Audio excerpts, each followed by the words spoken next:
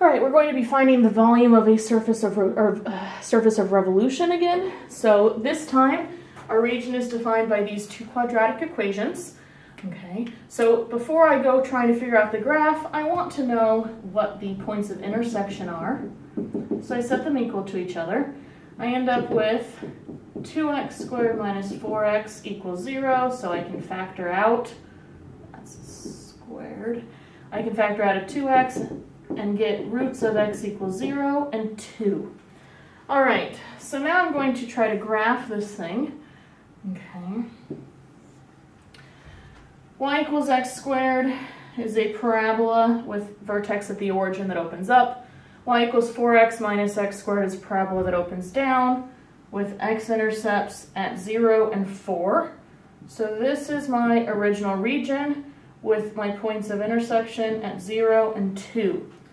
Now, this time I'm rotating it around the line x equals 3.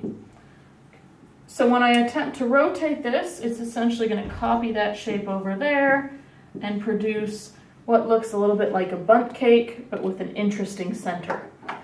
Now, I could do this by washer method, but I'm going to choose to do shell method, and I have a very good reason for this. If I was going to do washers, I would slice this way, which is perpendicular to the axis of rotation, which means I'd have dy. So I'd have to solve both of these for x. And while I can solve this equation for x, solving this one for x is going to be a little bit difficult. So instead, I'm going to do a shell. Okay. So here is my shell slice. Okay. On here, my height is right here, and my radius is right here. Okay. All right, so as is always the case with shells, the volume of a slice is approximately 2 pi rh delta something, which in this case is delta x. Okay. And then I have to figure out what my radius and my height are. Now radius looks a little bit like an x-coordinate since it is represented by a horizontal line, only it's not quite the x-coordinate. The x-coordinate is this portion, and I want this portion. So my radius is actually 3 minus x. Okay. My height is actually the distance between my two curves, so it's actually the difference between their two y-coordinates. So the curve on top is 4x minus x squared, and then I'm going to subtract off the bottom one. Okay. As is always the case, before I actually start integrating, I want to clean this up. In this case, FOIL it out and combine like terms to make my integration easier. So the volume is then the integral of this. And the limits of integration are where things get a little bit interesting. With washers, we do limits of integration from the lowest to the highest point, or the leftmost to the rightmost point.